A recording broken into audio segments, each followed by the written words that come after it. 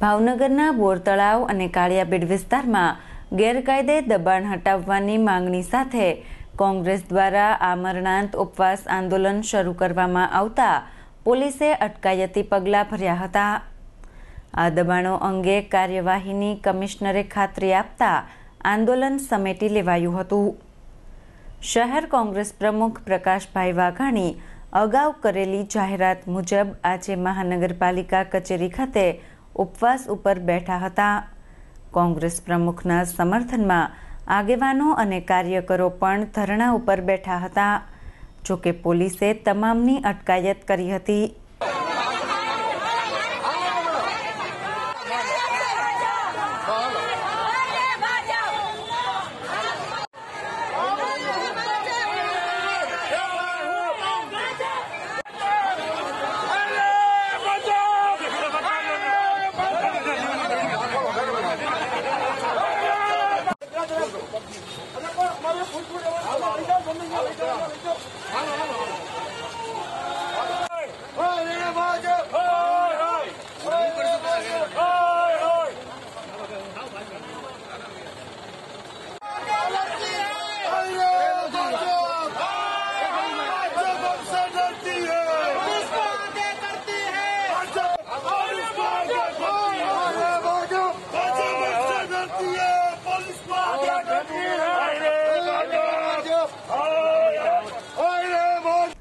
આ અંગે પ્રકાશભાઈ વાઘાણીએ માહિતી આપી હતી।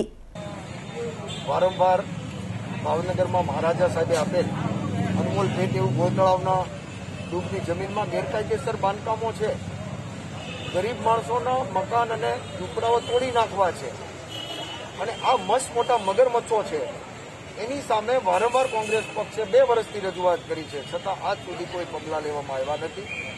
2 દિવસ પહેલા ધરણાનો કાર્યક્રમ રહ્યો, છતાં આ બધા ઉપર કોઈ અસર નથી અને જ્યાં સુધી હવે એની ઉપર કાર્યવાહી નહીં કરવામાં આવે ત્યાં સુધી હું પોતે અન્ય કાર્યકરો આમરણાંત ઉપવાસ ઉપર બેસવાના છીએ। કદાચ પોલીસ લઈ જાય તો પણ અમે આમરણાંત ઉપવાસ મારો ચાલુ રહેશે। અટકાયત કર્યા બાદ બપોર પછી ફરી કોંગ્રેસના આગેવાનો અને કાર્યકરો ધરણા ઉપર બેસી ગયા હતા અને કમિશનરને રજૂઆત કરતા કમિશનરે 15 દિવસમાં તપાસ કરી દબાણ હટાવવાની ખાતરી આપતા કોંગ્રેસે આંદોલન સમેટી લીધું હતું। આ અંગે કમિશનર M.A. ગાંધીએ માહિતી આપી હતી। વહીવટીતંત્ર તરફથી જે કંઈ રજૂઆત મળેલી છે તેના અનુસંધાને કાયદેસર કાર્યવાહી કરી અને ચકાસણી કરવામાં આવશે અને વહીવટ છે એ પ્રાયોરિટીના ધોરણે ચાલતો હોય, જે મહત્વની પ્રાયોરિટી હોય, લોકોને સીધા સળગતા પ્રશ્નો સંપર્કના હોય તો લોકસંપર્કને લગત જે વસ્તુઓ છે એ પહેલા હાથ ધરવામાં આવે, પરંતુ તેમ છતાં આગામી 10-15 દિવસમાં ચકાસણી કરી અને કોઈ તાજેતરના દબાણો જે સૌથી નવા હશે ત્યારથી કાર્યવાહી ચાલુ કરવામાં આવશે। કમિશનરે દબાણ હટાવવાની ખાતરી આપતા કોંગ્રેસ પ્રમુખને આગેવાનોએ પારણા કરાવ્યા હતા।